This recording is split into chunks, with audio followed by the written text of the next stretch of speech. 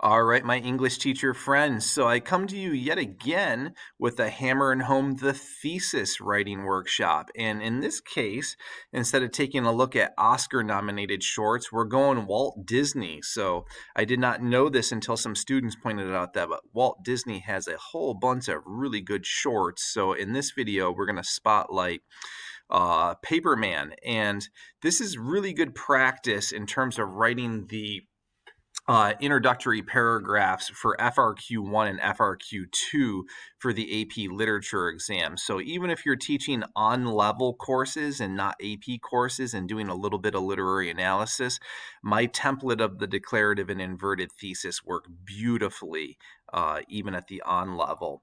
So let's, without further ado, talk about that question that I'm always peddling around. What if we taught composition like Bob Ross teaches painting? So I like this question because there's a huge pedagogical difference between the assigning of writing and the explicit direct teaching of it. I always implore teachers when I work with them to position themselves as the expert writer in the classroom, just like Bob Ross always positioned himself as the expert painter, right, on The Joy of Painting. And the cool thing about Bob Ross, just like us, he used templates. He called it a heuristic called the wet on wet technique. So every time he did a natural landscape, he employed the wet on wet technique. And for introductory paragraphs, for this writing workshop, we will be doing literary analysis. So we're going to invert the thesis. For rhetorical analysis, we know we're going to declare. And then for the other expository modes of argument, persuasion, synthesis, and even research, it's a 50-50 coin flip. So it really nicely demystifies the process for students. They will intuitively, instinctually know what to do.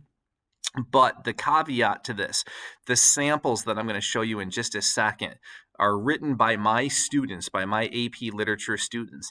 To get them to do that caliber of writing, I was at the easel, I was at the canvas, often, constantly writing with them, showing them how to do it until the whole thing became completely demystified and they can go on their own. So we're a couple of months before the exam. So the beginning of March, and this is exactly where they're at 2 months before they have to take the exam. So the first question we have to ask ourselves is this: how do I construct the introductory paragraph? As always, two options, declare or invert. But here's the kicker. Students can systematically approach all three FRQs on the AP Literature exam with the inverted model. And that's what I'll demonstrate in just a second here. So all three can be approached with the inverted model. This is fantastic because we know that the test is under grueling conditions. They're racing against the clock, 3 essays to write in 2 hours.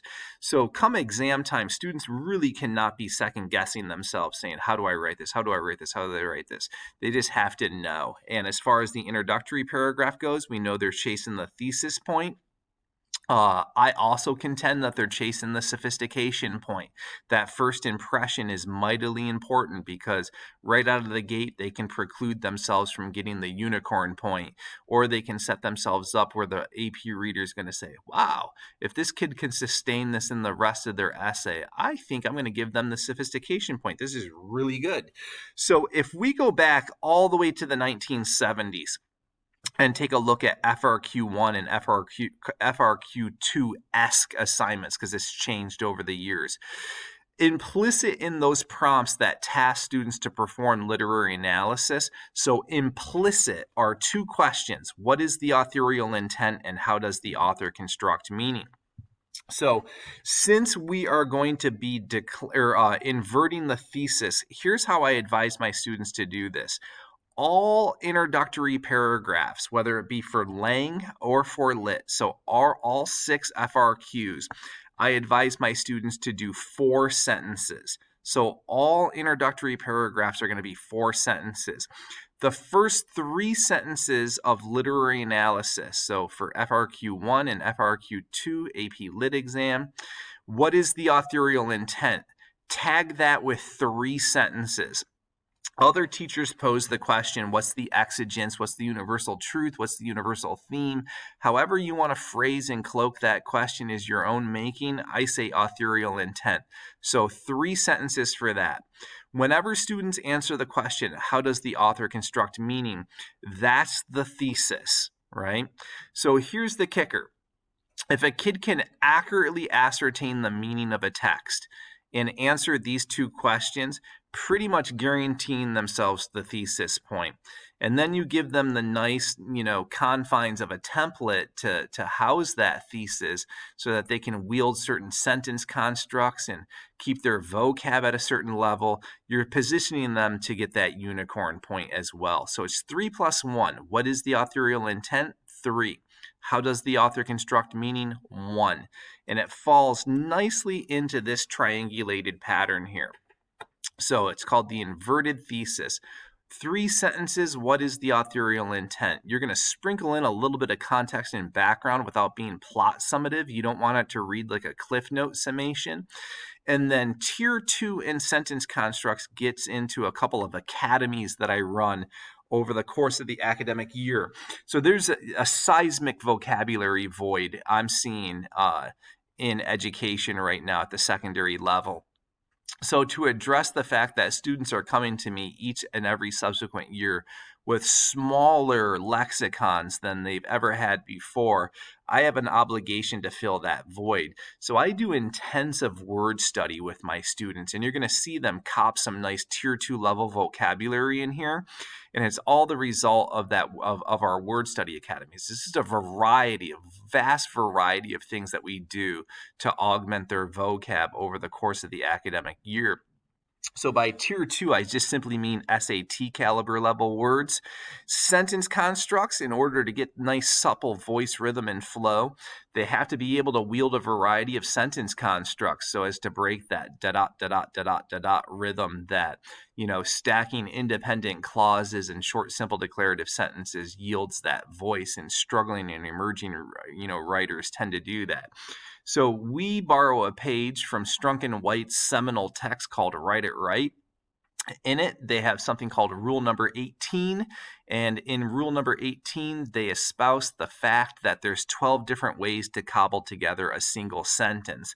So to get that voice, rhythm, flow, heading towards the unicorn point, the sophistication point, you're going to see my students do some pretty cool things with their syntactical manipulations in hopes of earning that elusive point. And as I've already alluded to, exactly 4 sentences, no more, no less. So let's take a look at a few here. So student number 1 comes to the plate.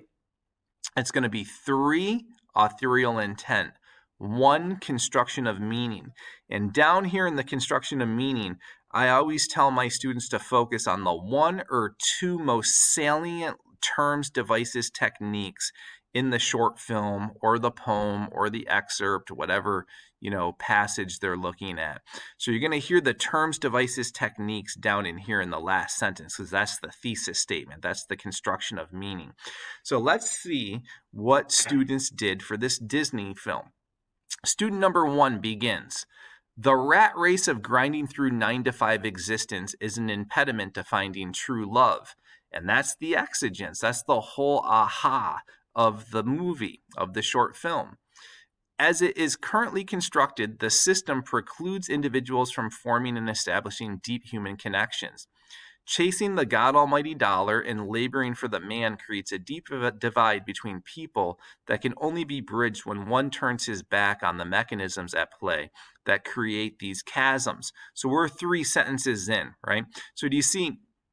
Don't summarize the movie or the short film. Don't give a Cliff Note summation of it. Just a little bit of context and background with a heavy thematic focus. What is the authorial intent? Last sentence, construction of meaning. Walt Disney illustrates this phenomenon hyperbolically through the extended metaphor of paper chasing. So hyperbole and extended metaphor are the 2 terms that this student chose to focus on. And that's perfectly executed. You can see the sentence constructs are flowy, and the vocab is up without the kid sounding like a goon. He doesn't sound contrived, doesn't sound pretentious. He's in his wheelhouse. He owns these words. He's not espousing the idea that if he uses $1 million words, that it's the equivalent of good writing. Just a little bit, all teeter-totter balance, right? Don't fall out of balance. Student number 2 steps to the plate. Likewise, is going to do the 3+1 inverted model. So here it is. A ludicrous fact about life is this. Most people accept roles that relegate them to a spinning wheel in a cage that finds them willfully yet resentfully working for the man. While capitalism has many perks over other isms, one negative consequence is that careers and jobs build walls between people, enslaving a way to make someone else rich so that the individual can just scrape by. The human aspect of humanity gets lost. So 3 sentences encapsulating the authorial intent. Last sentence, hit me with construction of meaning. Walt Disney conveys this in the short film Paperman through the extended metaphor of paper chasing. So they just focused on one term. The extended, you got to get the extended metaphor. That's like chief among them all. So spend the rest of the paper talking about that extended metaphor, and the bit parts will get thrown into the first premise of the syllogistic body paragraphs. Student number 3. Likewise, going to do the 3+1. 3 authorial intent, 1 construction of meaning. The American dream of being an affluent, self-made individual is actually a nightmare when one looks at the important things in life like love, relationships, and romance.